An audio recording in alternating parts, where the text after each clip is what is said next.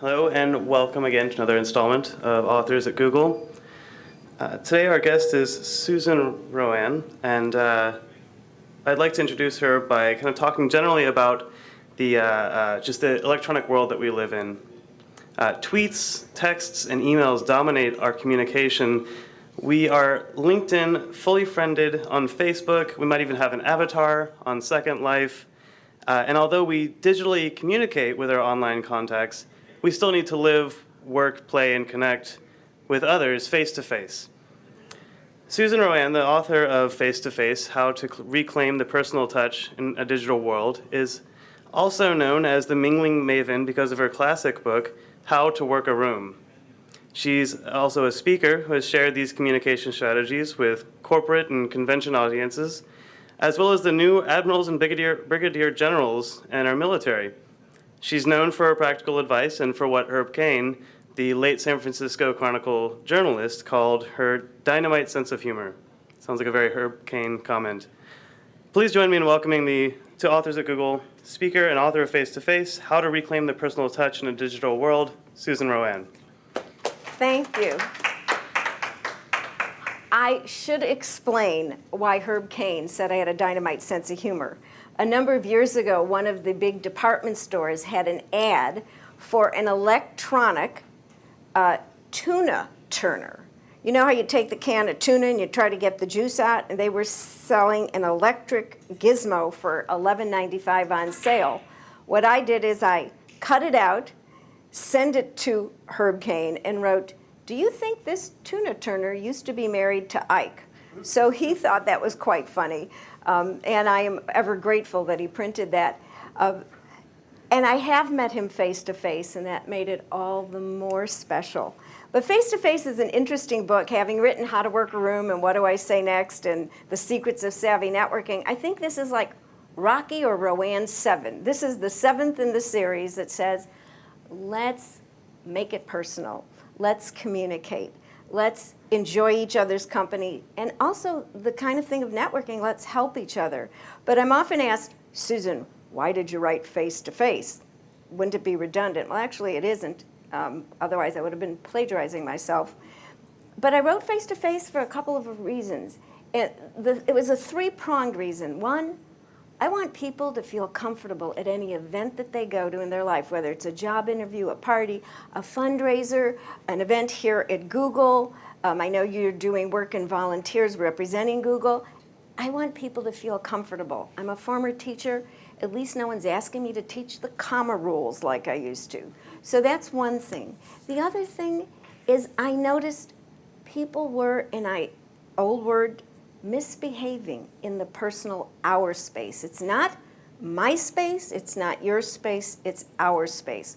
We all have stories of people who've done things where we're looking at them going, I can't believe that gizmo went off in this situation. So part of it is when to use it. And the third is really integrating. I don't want anyone to think I'm not digital. I've had a website for 15 years. I've been a blogger for 4.5 years. And I have to admit, addicted to Twitter for about 8 months. I have to tweet. I think it's a challenge to me to do 140 characters of a message of substance and get the punctuation right. I love Twitter. I follow some really smart people, and even though I watch them every night, I still follow Jon Stewart, just in case I missed a punchline. But for me, Face-to-Face came about because of a couple of personal incidents. I was in a church at a funeral mass for a young boy who I'd known since he was a little boy. And while his father was speaking, many of us heard a cell phone go off in that mass. And I have to tell you, there was a gasp in that church. I think I started to pray that the father and mother and the grandparents and the family would not have heard that cell phone. Did the person mean it to go off? I don't think so. I think he probably forgot it was in his pocket, or she in her purse. But we need to be more thoughtful and more aware. But that still didn't get me to write that book. Then I heard about, and I love this, in Face-to-Face there is a chapter on the benefit of gossip. So if I tell you that I was sitting with a friend who's told me about a friend that passed away, we're having coffee in Marin, and And she said to me, oh, something happened, but you know the person that did it. Oh, ears perked up. I'm in the Eleanor Roosevelt Longworth School of Gossip. If you have nothing nice to say, sit by me. And actually, I tell the truth. Most people gossip, they just don't admit it. And she said, and I can't mention the person's name, but she said, you know so-and-so. And I said, yes, of course. She said, she walked into that memorial for our friend wearing her Bluetooth. You walk into a memorial wearing your Bluetooth? The message everyone else gets is, A, you're going to talk to anybody, because that's going to be more important than showing respect for the departed. B, that you're so self-absorbed you don't even realize that's inappropriate. And C, and this is actually one of the themes of face-to-face, in that situation, it was completely disrespectful. But I thought it was maybe only in Marin, but it wasn't, because I called my brother in Chicago, and he told me of someone who walked in to pay a condolence call to a family, actually shouting a business conversation on his Bluetooth as he walked into the home. And I thought, we are losing our collective minds, not even thinking that we've lost our manners. So these are some of the things that motivated me to write the book. And by the way, I love when people say, do you mind autographing? I go, autographing's easy. Writing the book, hard. So I did sit down, I did write, and I looked at it based on things people told me, the research I've been reading.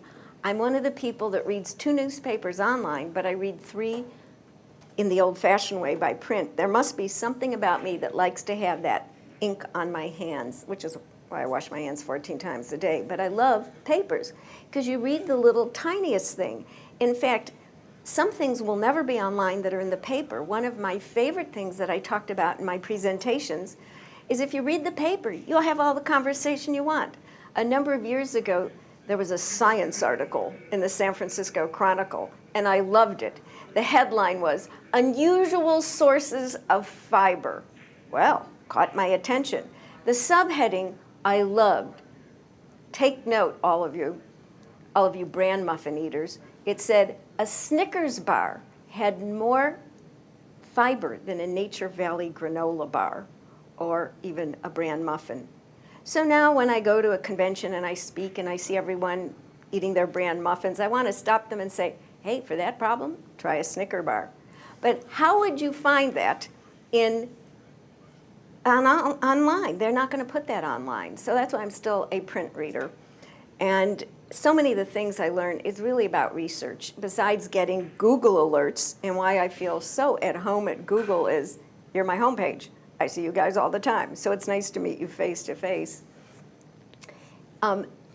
Is really being open to what's going on. A lot of my friends, why are you a Twitterer? I love Twitter. Why are you on Facebook? I had my colleagues ask me why I was on Facebook. I've been on Facebook for a long time. Well, if that's what people are doing, my friends send me notes through Facebook. My friends' children send me pictures of their children that they put on Facebook. My friend might send me pictures on a trip so I could keep up with where she is in the world. My own brother, I have to admit, is such a texter, and I'm not much of a texter, I do text a little, that his own daughters told him he's like a 13-year-old girl. But what he is a rabid Cub fan. And if you're a rabid Cub fan, you're also in the fantasy baseball leagues, and how do they stay in touch? Is they text each other. But my brother is such a, I'd say rabid Cub fan, fanatic would be the word. He has a friend that he takes to the games, and one day he was driving me to the airport, and he was saying, I'm not taking Joe to a game anymore. Well, why? You like him? He goes, yeah, but he has his BlackBerry, and he blackberries, and he misses all the big calls, and I have to tell him what happened, but if he can't look at the field, I don't want to take him anymore. Okay, didn't like that.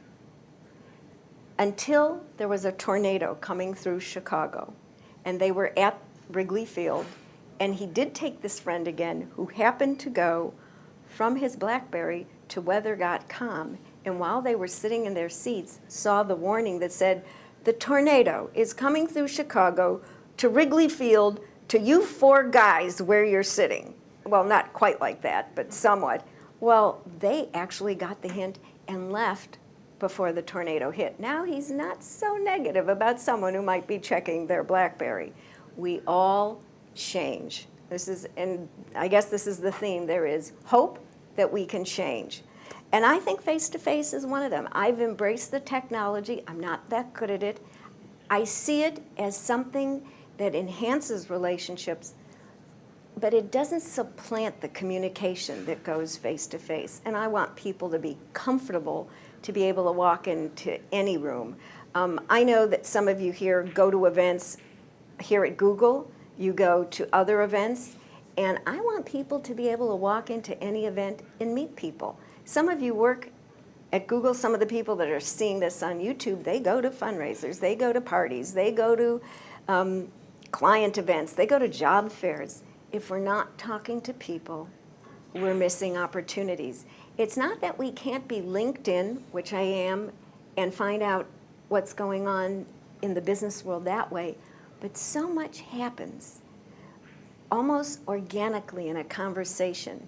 And I bet every single one of us has had either a job lead that happened because we were talking to someone incidentally when we mentioned something and they said, well, by the way, someone else told me that and I heard there's a job. I think that's really important. I also think because so much happens in the face-to-face space incidentally, the book I wrote, How to Create Your Own Luck, was originally, and will be again when we republish it, the theme that I gave it, which was, you never know. You never know. It's that coincidence that, well, my grandmother would have said, well, it was meant to be after it happens. Well, of course it was meant to be. And I want people to have that opportunity. Face-to-face communication is great. In fact, I am going to quote, I love when I read things and they support what I think. That's always, my mother used to do that. Irritating, but it made the point. The gentleman, I guess it's Chris DeWolf, one of the founders of MySpace, in an interview in Parade magazine this summer, he was asked, some say human contact suffers in our computer-centered society. How would you respond? And I love this. I could have put him on the payroll, not that he needs it, but here's what he said. The internet will never replace human contact. It won't, because we still get invited to a party, a cousin's graduation, a friend's wedding. I had a friend who was invited to her friend's wedding. They did a destination wedding in Tahoe, bring me a present and skis, which I thought was interesting. And she said she was very nervous.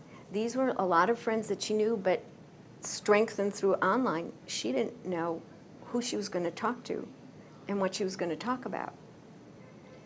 What I say to people is the introduction we give has to be matched to the event. So I will give you some of those tips. The one thing that we should do before we go anywhere is be prepared.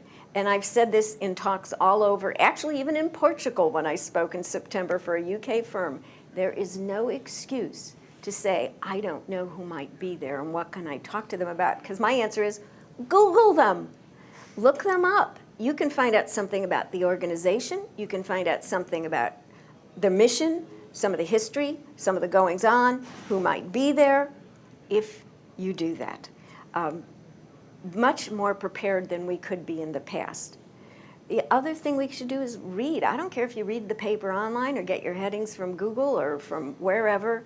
Read, because so much conversation's in the paper. Whether it's something about our current economics, which is making the paper every day, or who might have won the Oscars and who you would have preferred where. I know I watched the Oscars the entire time. I'm so addicted because I've seen most of the movies. But I also added in a movie that I thought was very not Susan. I went to see Confessions of a Shopaholic.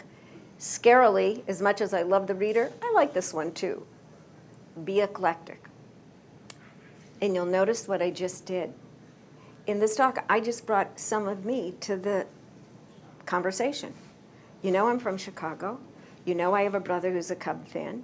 You know I go to a lot of movies. what I say to people whom I coach and in my audiences and in face-to-face is bring who you are to what you do. When people get to know a little something about who you are, who your parents are, that your grandmother may still have doilies on the sofa. They actually still make doilies. That's how people connect. The little things. You're from Chicago. Oh, I'm from Chicago. Last night, I went to the ballet here in San Francisco, being very jealous of people with a whole lot of grace. And I met an old friend who was with a friend of hers. And when he found out I was from Chicago, he said, well, my ex-wife is from Chicago. Really? Where did she go to high school? When he told me I was a private school that was very well known, I knew someone that went there, one of my publishers. I said, did she know so-and-so? And he says, of course she did. Who would think that I'm going to be emailing him later and saying, if your ears were burning, you don't have tinnitus. We were just talking about you in the Opera House in San Francisco. But how we make those connections happens through conversation face to face. It motivates me to get back in touch with a former publisher. And how we met is my editor said, oh, the head of the house, the CEO is from Chicago. I think you ought to meet him. Well, we met. The connection was amazing. I went to Mather High School. He went to the very smart, rich private school, and he still calls me his Mather girl. And there's something about that that's utterly charming, but it's part of the connection we made. Now, the thing that's interesting, he's a Sox fan.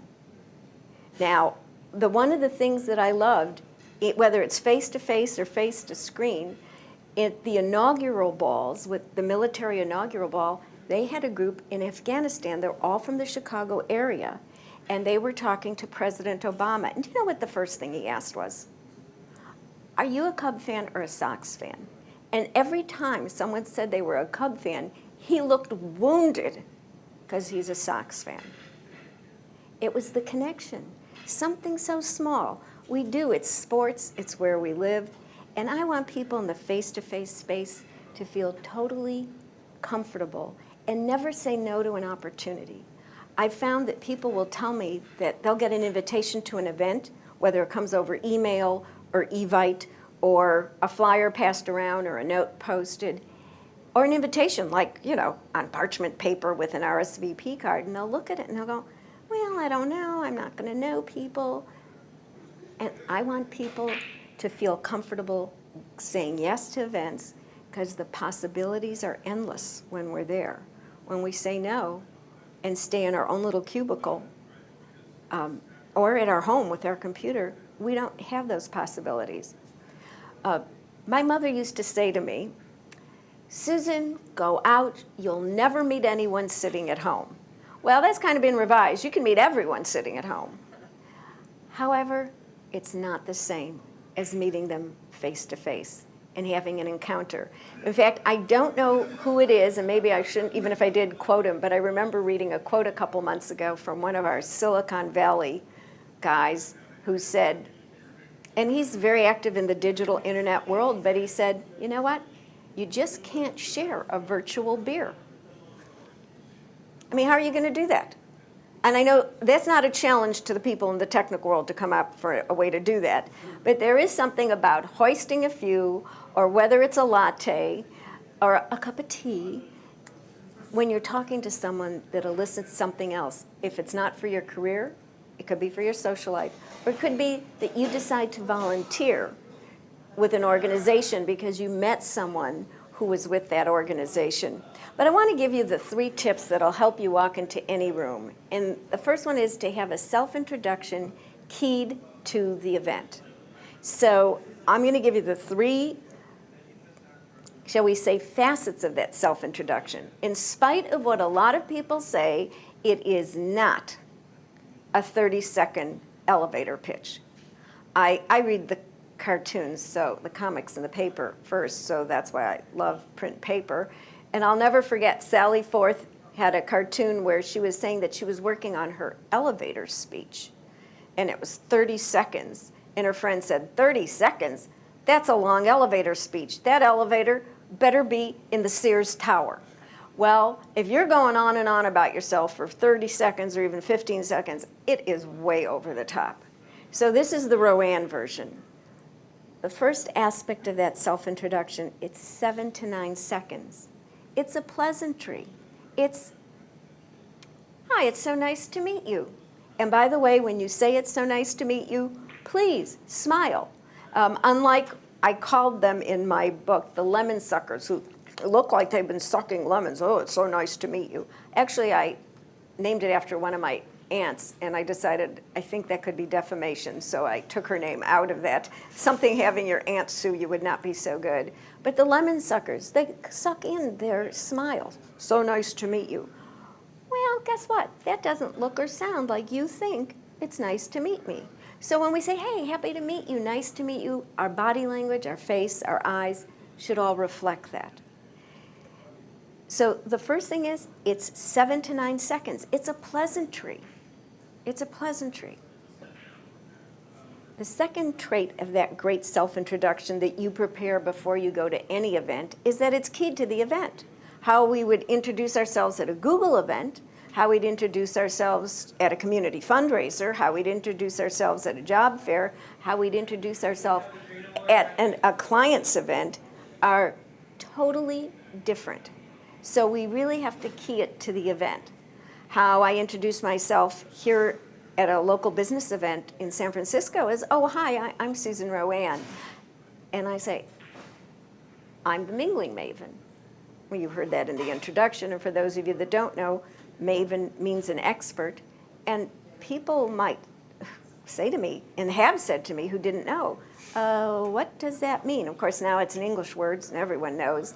And I will say, oh, well, it means an expert, and I wrote How to Work a Room, and now face-to-face.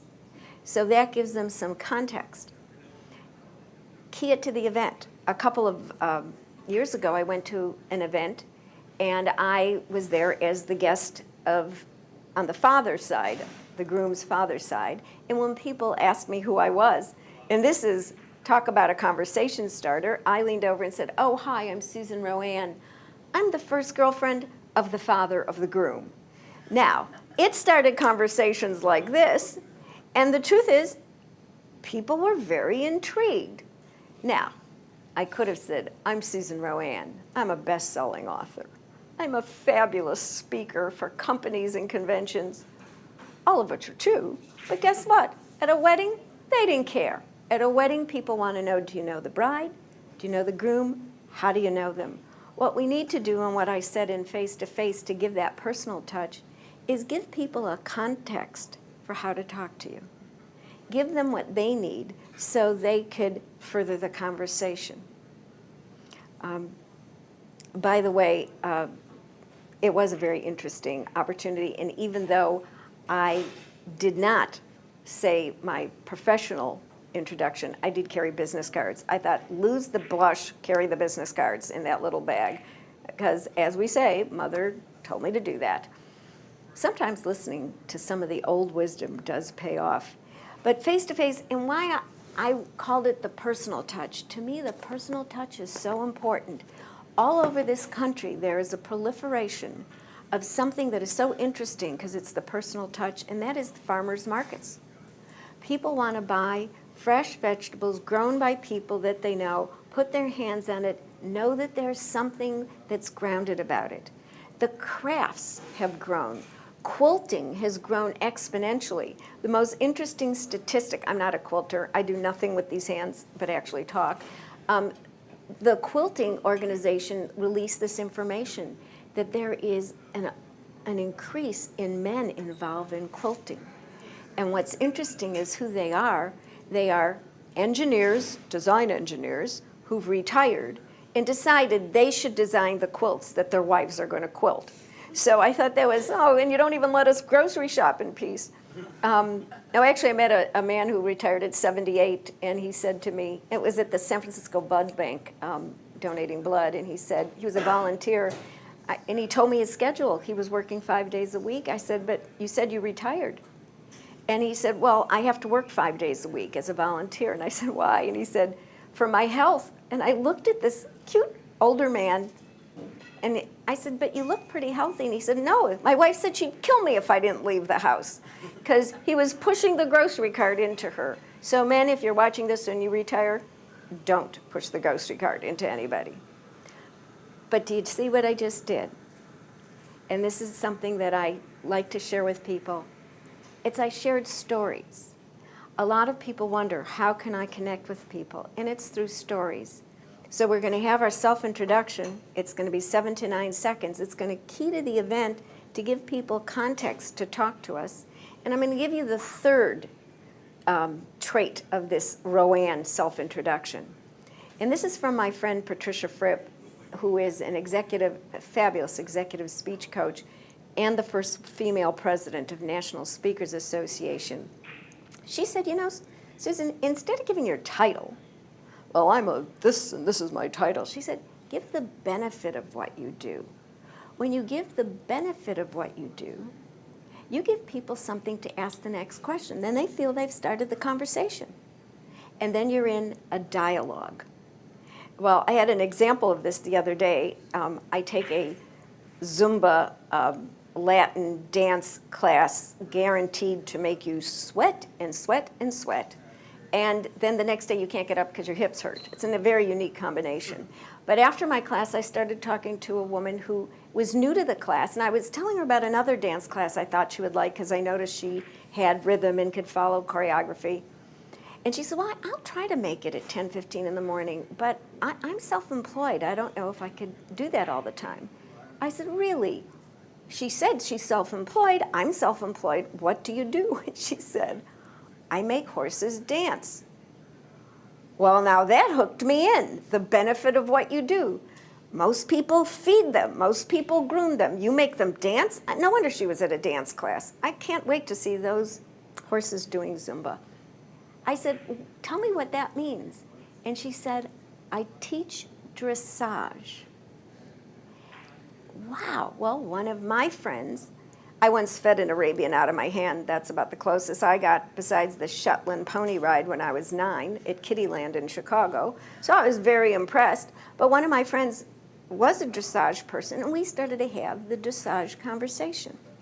But if she hadn't given me the benefit of what she did, it wouldn't have been as engaging. So if you can find a way to say what you do with a statement that shows the benefit and make it fun, you connect people to you. And you know what? Not everyone is comfortable. And I want to make this point, which I made, and there's a whole chapter in Face-to-Face on if you're shy or even if you're not. Read this chapter. According to the research that I started to read, in the early 1980s, 80% of us self-identified as shy, according to research done at the Stanford Shyness Clinic. By the time How to Work a Room came out in 2000, and now, with this book, the research shows it 93% of American adults will self-identify as shy. That huge jump, 13%, is what one of the founders, Dr. Zimbardo, attributed to, guess what? Technology. Like he said, kids today think money comes out of a machine in the wall. They just think, oh, look, I pressed a button. I won a $20 bill. And they have no concept of what mom and dad did to get that money there so that could pop out. Technology, and this is my worry, technology can, for some, supplant communication. And in this book, I don't want people to not have the option of face-to-face comfort and communication. And I feel that this book, as well as my other books, gives people the confidence. You can walk in the room. You know how to introduce yourself. You've prepared. And you know, I'd like to share this, and I'm going to share a new word with you. The woman who kind of started me in this and got me in my own business, whom I call my femtor. It's a word she made up in 1983 when I said, you're quite a mentor, Sally. The late Sally Livingston said, how could I be your mentor? I'm your femtor. And this is something that's very special about the people who are savvy networkers and are savvy just in their life. Always attribute, always acknowledge. never plagiarize, always give credit where credit is due. So I always give that to Sally, who very clearly started me on this. And she came up with a couple things in networking that we need to prepare before we go into those face-to-face spaces. The first one is prepare your attitude. I know this may sound really lighthearted, but we're at Google, which is serious work but lighthearted, and that is go everywhere to have fun. If your attitude is, I'm going to go to this event, I'm going to go to this meal with a potential employer or a potential hiree or group of friends to have fun, you will. If you go and say, oh, this is going to be awful, guess what? It will be awful. That's the thing I learned from being a teacher. You can have high expectations and people will reach them, or low, and guess what? They'll reach those too. So the first one is attitude. The second thing you prepare is that self-introduction we talked about. The third thing you prepare is conversation. Now, I know that doesn't sound very organic. Oh, am I going to be reading it off a card? Yeah, you know what? If you take the time to read and just jot a note, put it in your PDA, write it on an index card, here's some topics. Here's some interesting stories that I read. Now we're sending some of the interesting stories via Twitter. I read in the paper that the mayor's now twittering, and the reason he's twittering is because the mayor of San Francisco, some of his people told him not to. So I made sure I sent that as a URL to my tweetees. I don't know why, it sounds like I have a lisp and I meant sweeties, but it's really my tweetees. So have those little incidental things that you see. I read the sports page. I think that's important. People like sports. People follow sports. We have teams in this city. There are teams all over the country. I know people. I follow Guy Kawasaki, who is an absolute, he even plays hockey, which his joke is, yeah, we had a lot of hockey in Hawaii growing up. But when you see something and it's of some interest to someone, then you can bring out one of the stories that people told you. So prepare conversation. And here's the other tip that she added in, and it's actually been the premise of how to create your own luck, and that is be open to serendipity. Everyone says have a focus, and Sally said too, prepare a focus for where you're going, but be open to serendipity. The things that happen you didn't plan on. You planned to talk to this person, and you started to talk to this person and found out they worked at Google, and they knew someone you know, and there's a position open, and you know someone who could fill it. I call that the manicure method of marketing. It's my mother sitting in the Powder Puff beauty shop in Chicago getting her nails done, listening to Marion talk about Joan, whose son did this and started this company. The next thing you know, you've got an interview, and it didn't happen because you sent your resume through LinkedIn. It's because your grandmother's talked, or your mother's talked, or a friend was somewhere. And that's that serendipity that Sally said we need to be open to. When we are blinded by our goals, we lose those side benefits. One of my favorite heroes is Barry Diller. Barry Diller owns IAC, beautiful new building on the west side in New York, amazing. He started in the mailroom at William Morris in LA, in Beverly Hills. I watched an interview with him, and it just hit me. Someone asked him, the interviewer asked him, well, did you have these set as goals? And Barry Diller just cracked up saying, goals, schmoles. I didn't have them as goals. He said, if I had written goals and stuck to them, he said, I'd never be where I am today, because who could have imagined this? So goals are only a guide. They're not the, I have to reach them, because if we don't open to the serendipity, which he said, when opportunities came up, he took a moment to look at them to see if it fit what he wanted to do. But if your path of goals is clearly in cement, you don't see the serendipity, and you're not open to it. I've waited a long time to quote Barry Diller. So I'm like the contraindicated goal person. But when you do go to an event, have a mindset, have a plan, but be open to what happens that you didn't plan on. One of the other things that we should think about when we go to any event is how to get in conversations and get out of them. I don't know if any of you here have that trouble, but you walk into a room and everyone's already in a group, and you look and you go, oh my God, there's nobody for me to talk to. So let me give you what I call the breaking and entering. How do you get into a group when everyone's in groups? First thing, and this is a tip from shy people, the research shows shy people never go to an event more than 15 minutes after the time it's called. The reason, it is so hard to walk into a full room. You don't make a grand entrance. You actually get a pit in your stomach, unless you're some Hollywood celebrity. But getting there early means the room walks in past you, and it's easier for you to talk to people because they'll nod and say hello, and you'll say hello back, and there's so few people in the room, a conversation starts. So let's take that tip from people, is go into conversations early, go into events early. But how do you get into the group? What you do is you look around the room and you find the group that is the most animated, having the most fun, at least 3, preferably 4 people. And you can stand in the periphery. And when someone looks your way, you can step in and do agreeable conversation and body language. I have to say this to people that took way too many sales seminars.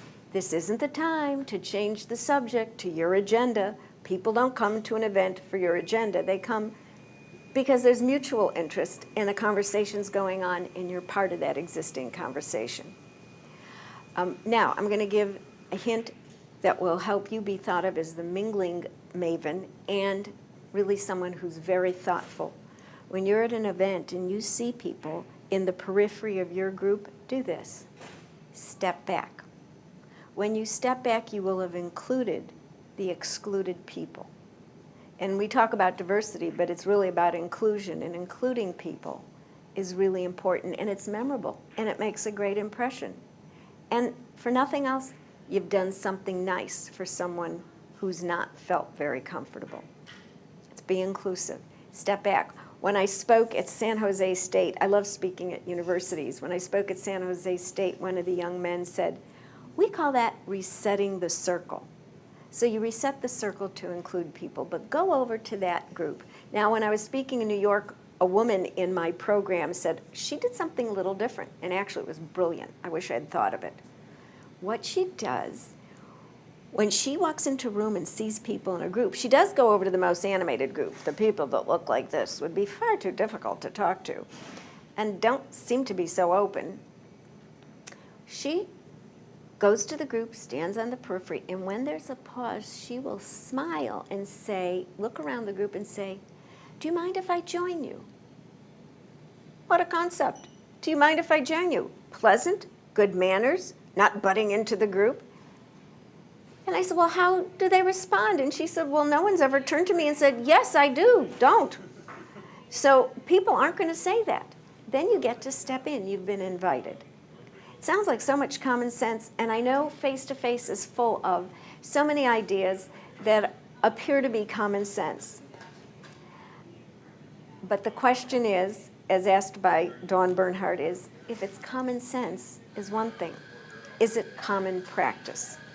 And face-to-face has many practical tips that you can use to make your own and to make you comfortable and here's the best personal touch of all, and that is to make other people comfortable with you.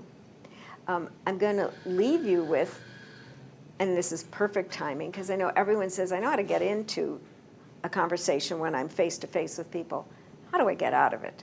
There are sometimes you'd like to have that James Bond car with that button that ejects people. Can't do it. So how do we leave a conversation?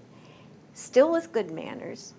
What we do is we interrupt ourselves, extend our hand again for the handshake that says, this is over, and just say, hey, it was so nice to talk to you about the price of ballet tickets or the price of hot dogs at the ballpark. By the way, way too expensive, but that's another story.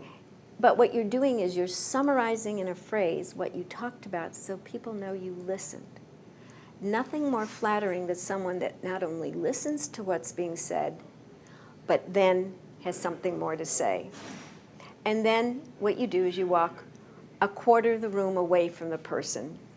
And if you want to exchange cards before, that's fine. But the exiting strategies still have to be polite. They still have to be memorable. And we're not deserting people if we do this. And this is another exit strategy I learned, is not to leave them, but to say, hey, I see someone I think I recognize. Why don't you come over with me and let's go talk to them and introduce that person to another person. When you help people increase their contacts, their networks, and their comfort, you will always be thought of as a person with great, great savvy, but more than that, great thoughtfulness, and your personal touch will be memorable. Thank you. It's been a pleasure to be here at Google.